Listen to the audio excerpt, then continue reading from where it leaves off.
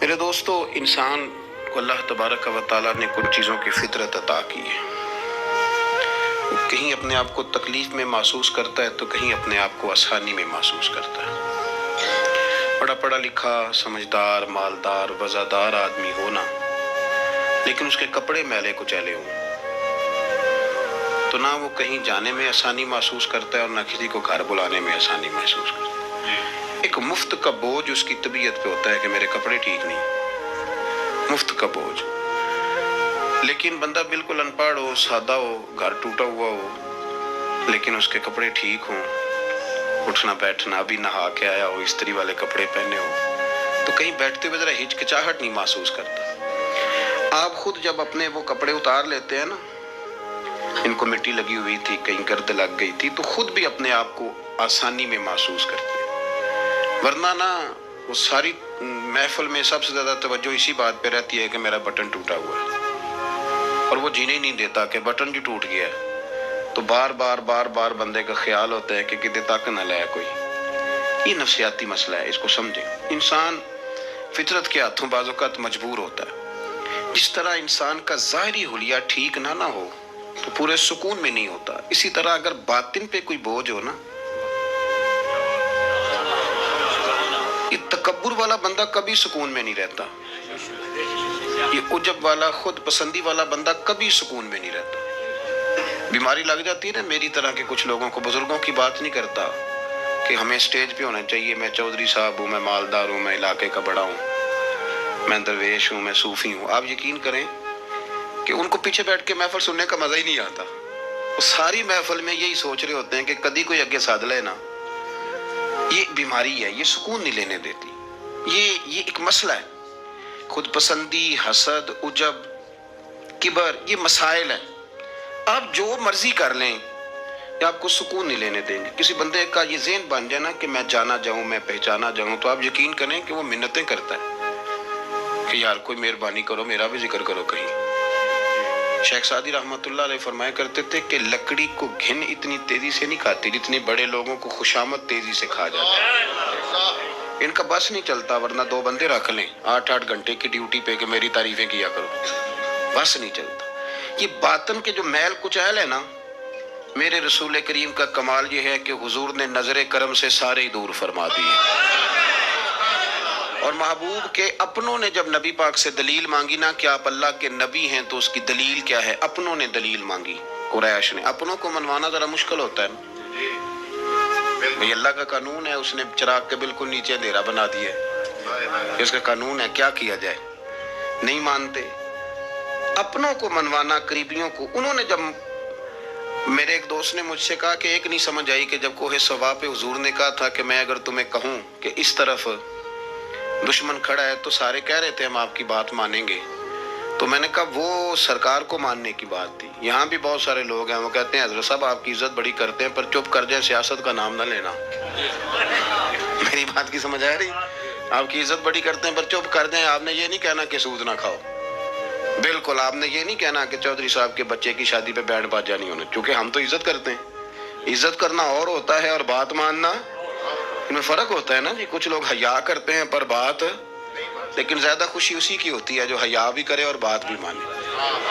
تو اپنوں نے جب دلیل مانگی نا کہ آپ اللہ کے رسول ہیں تو اس کی دلیل کیا ہے، تو اللہ کریم نے فرمایا محبوب ان سے فرمائیے فقد لبثت فیکم عمرا من قبلہ، وہ باہر سے تو نہیں نہ آیا، میں نے تمہارے درمیان عمر کا حصہ گزارا ہے، افلا تعقلون، کیا تمہیں عقل نہیں؟ میری طرح کا کوئی سچا ہے تو دکھاؤ، کوئی صادق اور امین ہے تو دکھاؤ۔ تمہارے بیچ نبی کریم کا نا اٹھنا بیٹھنا چلنا پھرنا یہ اس طرح کا تھا کہ کوئی چیز کسی پر بوجھ نہیں بنتی تھی، بلکہ جو دیکھتا جاتا تھا مدینے والے کا غلام بنتا جاتا تھا۔ ہم نا آپ یقین کریں کہ اگر نکل آئے نا، آ جائیں سادگی پہ، سادی زندگی بڑی آسان ہوتی ہے، بڑی آسان۔ یہ جو بچے 4,500 روپیہ لگا کے بال کھڑے کراتے ہیں نا سر پہ، یہ پھر پریشان بھی رہتے ہیں کہ اتنے پیسے لگا دیے دیکھا کسی نے بھی نہیں۔ اور جو بزرگ ابھی آیا نا، اس نے گھاس کاٹی ہے، بھینسوں کو چارہ ڈالا ہے، کپڑے بس اس نے جلدی سے پہن لیے صحیح استری، اس کو کوئی فکر نہیں، کوئی دیکھے تب بھی ٹھیک ہے، نہ دیکھے تب۔ نبی پاک صلی اللہ علیہ وسلم نے انسان کو کہا کہ اندر کا بوجھ اتار دے ورنہ تیرے لیے جینا مشکل ہو جائے گا. یہ اتار دے اندر کے سارے بوجھ، یہ جھوٹ کا بوجھ، یہ عداوت کا بوجھ، یہ حسد کا بوجھ. اعلیٰ حضرت بریلوی رحمۃ اللہ علیہ ملفوظات شریف میں فرماتے ہیں کہ حسد کرنے والا سامنے والے بندے پہ اعتراض نہیں کرتا، بلکہ حسد کرنے والا اللہ کی تقسیم پہ اعتراض کرتا ہے. وہ کہتے ہیں اسے کو دیا ہے مجھے دینا چاہیے تھا. بحث کرتے ہیں لوگ، اپنے گھر بیٹھ کے دلائل جمع کرتے ہیں. کبھی کسی شخص کے بارے میں آپ ذرا قرآن مجید پڑھیں اور میرے رسول کریم صلی اللہ تعالی وسلم کی احادیث کا مطالعہ کریں.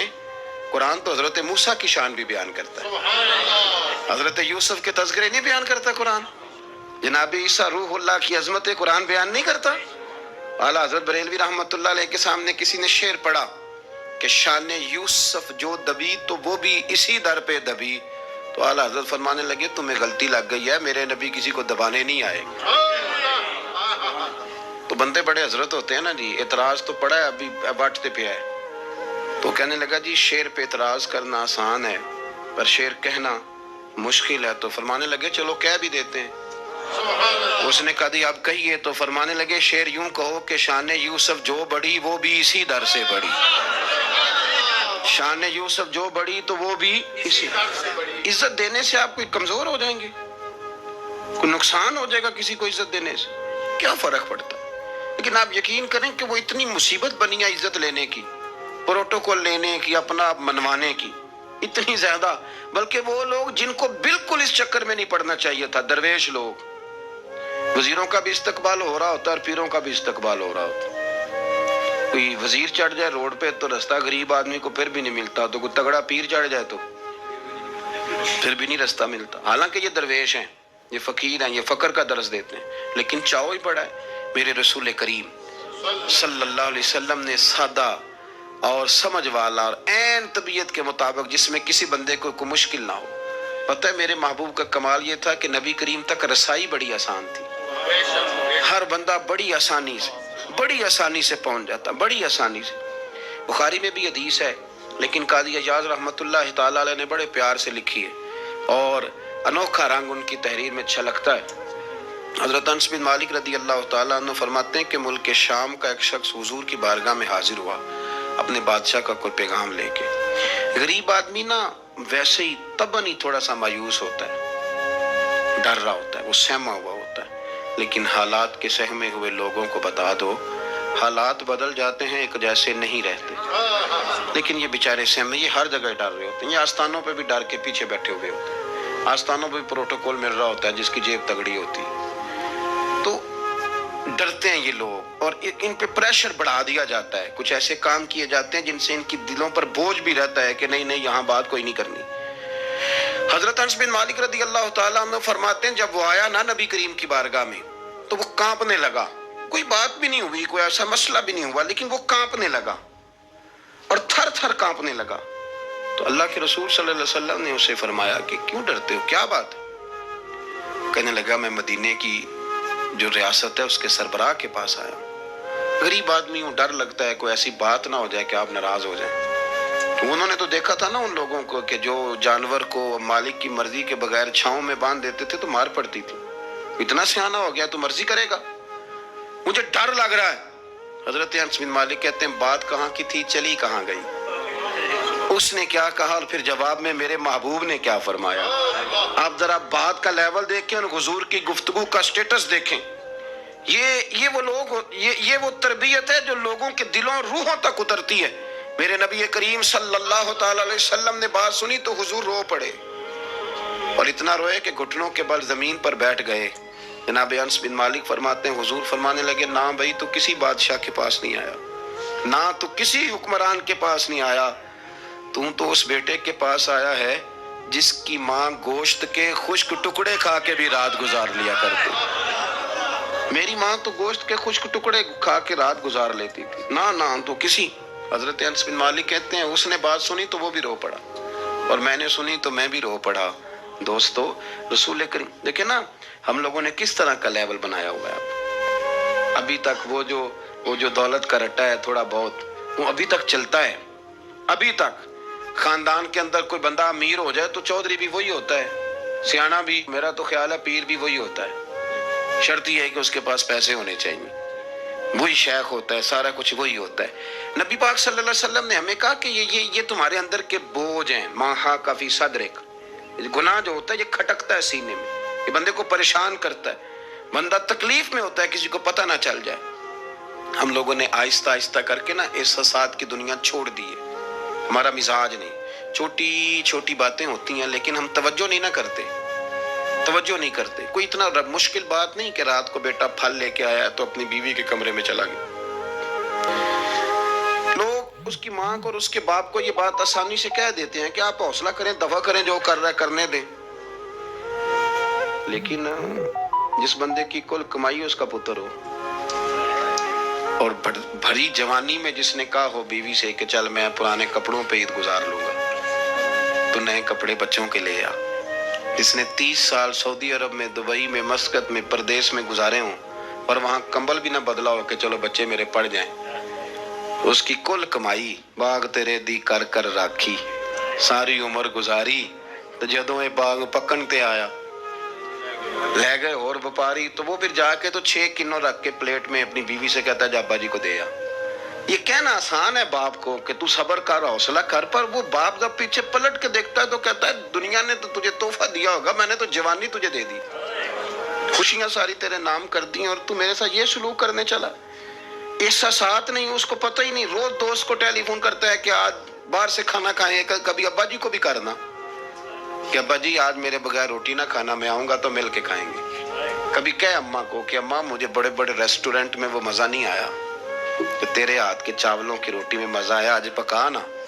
مجھے لگتا ہے اماں کو راشا بھی ہو نا، راشا بھی ہو تو پھر بھی وہ تیرے لیے محنت کرے گی، لیکن احساس ضروری ہے نا، وہ ہم پیدا نہیں کرتے، وہ ہماری توجہ نہیں جاتی۔ صاحب طبقات کہتے ہیں نبی کریم صلی اللہ تعالیٰ علیہ وآلہ وسلم نے نا جب صحابہ کرام آئے تھے مکہ مکرمہ سے مدینہ طیبہ، تو آپ نے سن رکھا ہے کہ انصار مدینہ نے اپنی جائیدادیں بھی تقسیم کر کے آدھی آدھی مہاجرین کو دے دی تھی، تو ان میں ایک حضرت ام ایمن بھی تھی، نبی کریم کی رضائی والدہ ہیں، کہ حضرت عبداللہ رضی اللہ تعالیٰ عنہ جو سرکار کے والد گرامی، ان کی آزاد کردہ لونڈی حضرت سیدہ طیبہ طاہرہ جناب آمنہ رضی اللہ تعالیٰ عنہ کی بھی بڑی خدمت کی انہوں نے۔ ان کو بھی ایک باغ ملا ہوا تھا، جب وہ خیبر کے علاقے فتح ہو گئے، یہودیوں سے بہت سارے علاقے لے لیے، تو اللہ کے رسول صلی اللہ علیہ وسلم نے فرمایا اب اس طرح کرو کہ یہ جو تم نے جائیدادیں لی ہوئی ہیں نا انصار سے، یہ واپس کر دو اور تمہیں اس میں سے دے دیتے ہیں۔ اور حضور علیہ السلام نے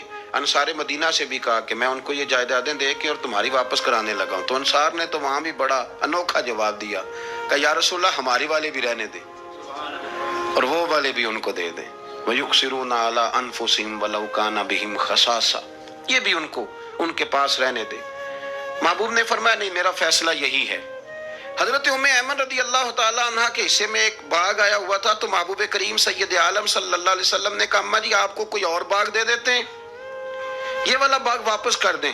سیدھی سادی بی بی تھی، ناز تھا کہ میں نے حضور کی خدمت کی ہے بچپن میں، ناز تھا، کہنے لگی میں تو نہیں واپس کرتی،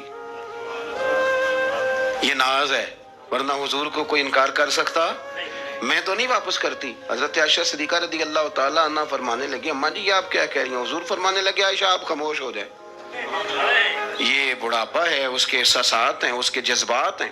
آپ یقین کریں کئی دفعہ بوڑھے بیچارے نا درد سے بات نہیں بتاتے کسی کو، وہ کہتے ہیں کیا کریں، کپڑا اٹھائیں تاکہ پیٹ ننگا ہو جائے، کیسے بات کریں۔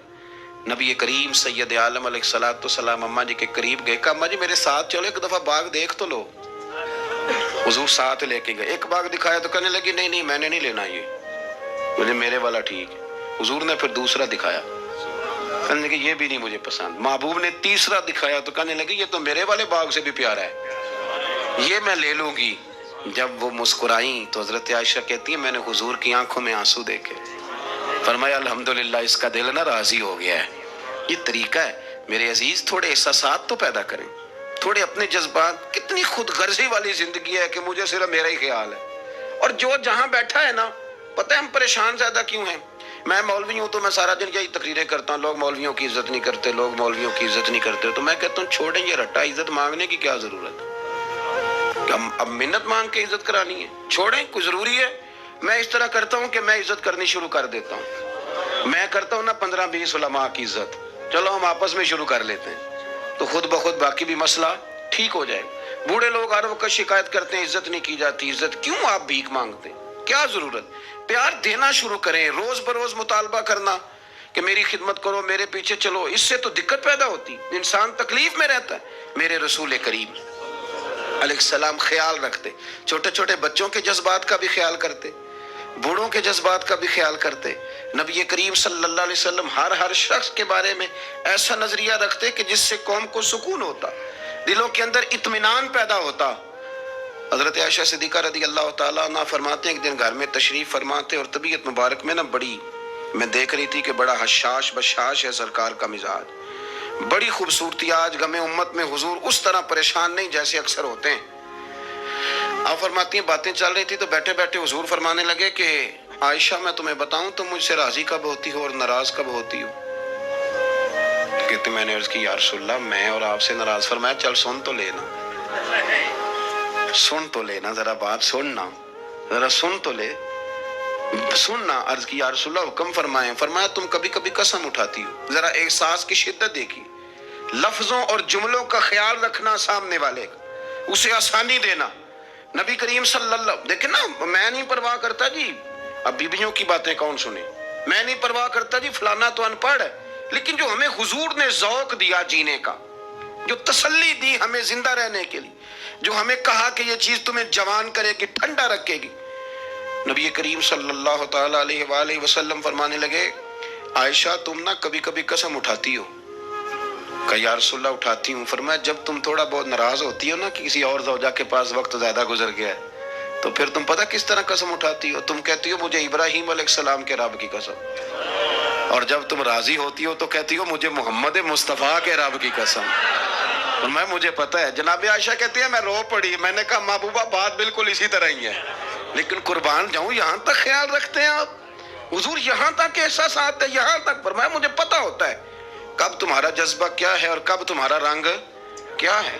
دوستو یہ چیزیں جب نکل جاتی ہیں نا مزاج سے پھر آسانی ہو جاتی ہے، لیکن وہ ہمارا اپنے آپ کو پسند کرنا، اپنی طبیعت پہ ناز کرنا، اپنے آپ کو دیکھتے رہنا اور اپنی تعمیر میں اتنا غرق ہونا کہ باقی ساری خوبصورتیوں سے بھول ہی جانا، صرف نظر ہی کر لینا۔ تھوڑا تھوڑا پیار بانٹیں، اتنا اوپر کھڑے ہو کے نیچے دیکھو گے تو ہر چیز چھوٹی نظر آئے گی، کبھی کبھی نیچے کھڑے ہو کے بھی اوپر دیکھیں، انشاءاللہ بڑے بڑے قد والے لوگ دنیا میں ملیں گے، بڑے بڑے قد والے۔ بہت سارے لوگ مجھے کہتے ہیں جی کامل پیر نہیں ملتا، میں کہ نہیں ملتا، پیسے بندے دی جیب ڈھیر سارے ہوں تو پھر کامل پیر کیویں ملے؟ اور 2 ایم اے وہ کر جائے چاہے سیپلیوں میں ہی پاس کر جائے پھر کامل پیر کیسے ملے؟ وہ ہو چودھری صاحب اور اس کو پیر مل جائے۔ ان 3 بندوں کو پیر ملتا، اس کے لیے تو تھوڑا نیچے اترنا پڑتا ہے نا جی۔ پہلے جو برتن بھرا ہوا ہو تو اس میں پیر صاحب کیا ڈالیں گے؟ کوئی خالی ہوگی تو شے اندر آئے گی نا۔ اپنی زندگی میں تھوڑا سا لیول، حضرت خواجہ شمس العارفین سیالوی رحمۃ اللہ علیہ، خواجہ صاحب گزر رہے تھے تو ایک بچہ نا، ہمارے دیہاتوں کے بچے جو ہوتے ہیں نا وہ ان کا اپنا سٹائل ہوتا ہے اور وہ بڑے مست لوگ ہوتے ہیں، اصل مزہ وہی بچے اٹھاتے ہیں جو دیہاتوں کے، وہ جو زندگی گزارتے ہیں بڑی شاندار ہوتی ہے۔ میں آپ کو تجربے کی روشنی میں کہہ رہا ہوں، میں نے دیہات بھی کھول کے دیکھے اور شہر بھی سارے دیکھے، اللہ ماشاءاللہ ڈھیر سارے شہر میں نے دیکھے، اور میں نے اس میں دیکھا ہے کہ زیادہ سکھی یہی بچے رہتے ہیں جو مٹی میں بھی کبھی کبھی دوڑتے ہیں، ہاں جو سن لیتے ہیں تھوڑی بہت۔ آپ یقین کریں کہ سارے گاؤں کے بوڑھے ہی دادا ہوتے تھے اور سارے ہی چاچے ہوتے تھے اور سارے ہی، اب تو رٹا بن گیا، اب تو مسئلہ خراب ہو گیا، عجیب سی الجھن لوگوں نے پیدا کر دی۔ خواجہ صاحب رحمۃ اللہ علیہ گزر رہے تھے تو ایک بچہ بیری کو روڑے مار رہا تھا، روڑے سارے جمع کر دیے اور مارتا جا رہا ہے، اور یہ بچے گاؤں کے جب یہ فائرنگ کرتے ہیں نا بیری پہ تو یہ روڑے پہلے جمع کر لیتے ہیں تاکہ پھر بے دریغ بغیر رکنے کے اپنا کام کرتے رہیں۔ تو مار رہا تھا تو حضرت شمس العارفین رحمۃ اللہ تعالیٰ علیہ آپ بھی گزرے، مریدین ساتھ تھے، تو 1-2 روڑا نا حضرت کو بھی لگ گیا تو فرمانے لگا پتر ذرا خیال کرنا میں بوڑھا آدمی ہوں، اس عمر میں تو زخم بھی ٹھیک نہیں ہوتے۔ اس نے بچے نے پلٹ کے دیکھا تو وہ تو جانتا تھا نا کہ چائے سے کیتلی زیادہ گرم ہوتی ہے، مرید ماریں گے، اس نے دوڑ لگا دی، بھاگا اور سر پٹ دوڑا، اور جب وہ تیزی کے ساتھ دوڑا نا، تیزی کے ساتھ، اللہ اکبر، تو خواجہ صاحب نے بھی مریدوں سے کہا اس کو پکڑ کے لاؤ، پکڑ کے لائے تو خواجہ صاحب فرمانے لگے دوڑتوں کیوں؟ کہنے لگا جی دو حرفی بات ہے، آپ ماریں گے، آپ کے مرید ماریں گے، روڑا جو لگ گیا۔ کیا انداز ہے بزرگوں کا، پیار بانٹنے کا، یہ چیزیں انسان کو بڑا میٹھا رکھتی ہیں۔ آپ یقین کریں پروٹوکول سے نکل آئیں آپ سوکھے ہو جائیں گے، آسان زندگی۔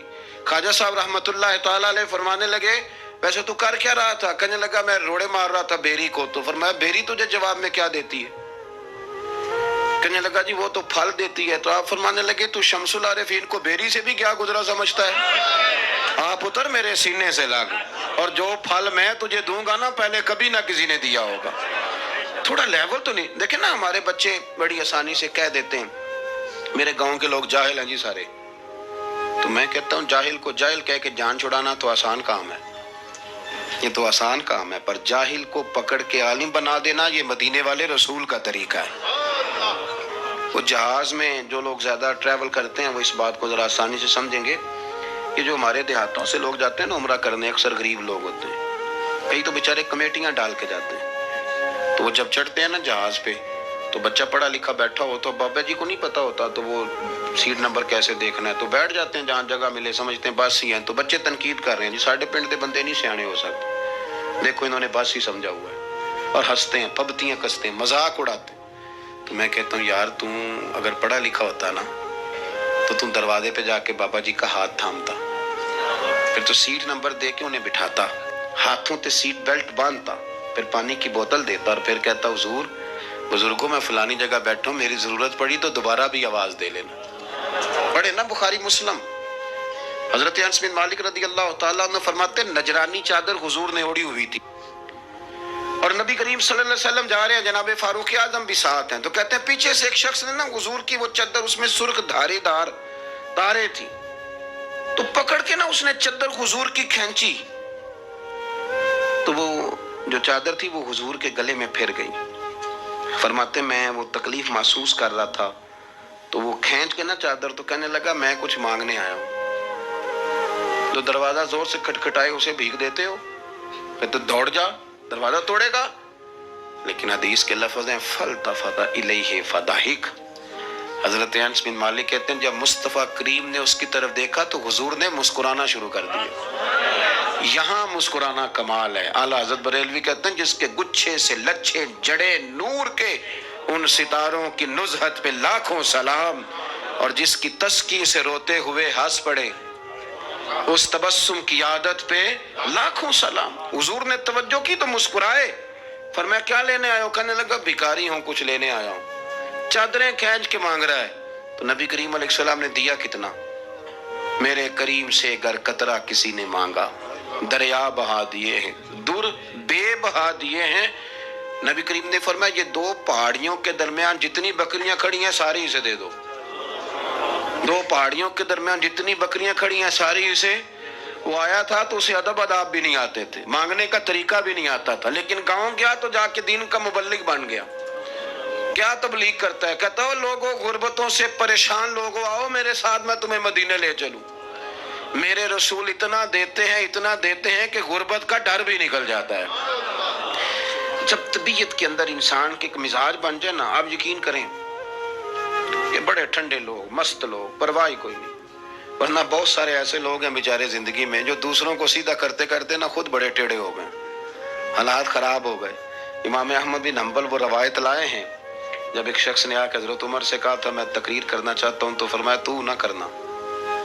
اس نے کہا حضور میں پڑھا لکھا ہوں کیوں نہ کروں؟ فرمایا جب تو ممبر پہ بیٹھ کے واز کرے گا تو بہت سارے لوگوں کو گنہگار بھی تو سمجھے گا نا، تو تیرا اپنا کیا بنے گا یہ بھی تو بتا نا، کہ پھر تیرے اندر کے لیول کا کیا بنے گا۔ اپنے آپ کو نا ان قباحتوں سے، اگر آپ کے کپڑے ٹھیک نہیں، آپ سکون میں نہیں ہیں، تو آپ کے اندر میل ہو تکبر کی، حسد کی، غیبت کی، چغلی کی، اور سب سے بڑی بدگمانی کی، برا سوچنے کی، پھر آپ کہیں کہ میں سکون سے۔ آپ یقین کریں ہمارا کوئی مخلص دوست اس لیے نہیں ہوتا کہ ہم کسی کو مخلص سمجھتے ہی نہیں۔ ہمارے زمانے میں سچا اس لیے کوئی نہیں کہ ہم کسی کو سچا سمجھتے نہیں۔ ہمیں بزرگ اس لیے نہیں ملتے کہ ہم کسی کو بزرگ، ناراض نہ ہونا، میری بات پہ غور کرنا، ہمارے ہاں اس لیے کوئی ہمارا ہمدرد نہیں کہ ہم کسی کو ہمدرد، ہمارے بندے کو تو دکاندار کہہ رہے ہیں، ہر بندے کو تو جھوٹا کہہ رہے ہیں، ہر بندے کو تو دھوکے باز کہہ رہے ہیں، ہر شخص تو ہماری نظر میں جاہل ہے، ہر عالم تو معاذ اللہ ہماری نظر میں بے عمل ہے، تو جب اس قدر زیادہ ہمارا ذہن برا ہو جائے گا، یا ایھا الذین آمنوا اجتنبوا کثیرا من الظن ان بعض الظن اثم، اتنا برا سوچیں گے